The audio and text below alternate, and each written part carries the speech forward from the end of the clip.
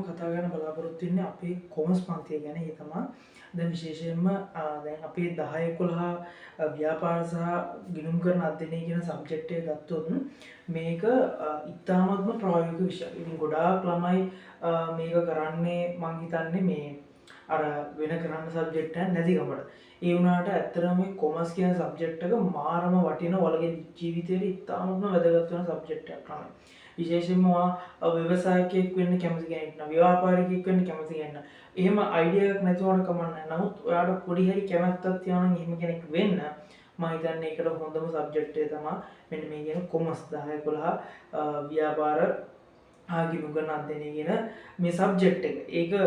ඒකක් ගන්නට වඩා එහා ගිය හරිම ප්‍රායෝගික දෙයක්. මොකද ඔයාලට මේ 10 11 මේ දෙන්නේ මේ කොමර්ස් කියන සබ්ජෙක්ට් එකෙන් තුලින් දෙන දැනුම පොඩි දැනුමක්. හැබැයි ඒ පොඩි දැනුමෙන් ලොකු දෙයක් ඔයාලට කරන්න පුළුවන් වගේ ජීවිතේ.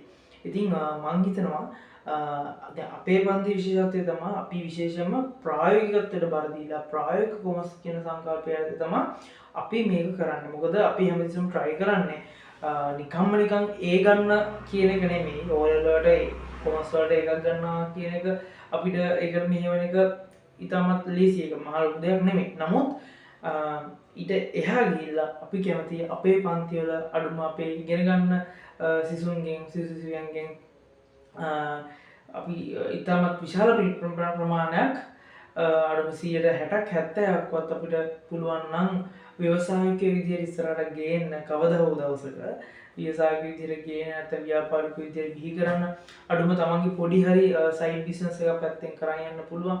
අන්න ඒ වගේ ලෙවල් එකකට අපිට ගන්න පුළුවන් නම් ළමෙක්ව මෙහෙवला.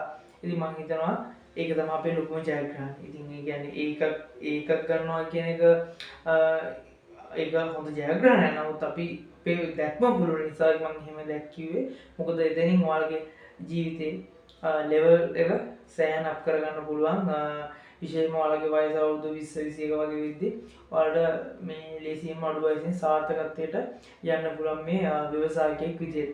අනිත් පැත්තෙන් ගොඩාක් මිනිස්සුන්ට ජොබ් දෙන්න පුළුවන්. ඒ වගේම රටේ ආර්ථිකයටත් ඔයාලා සෑහෙන දායකත්වයක් ලබා දෙයි.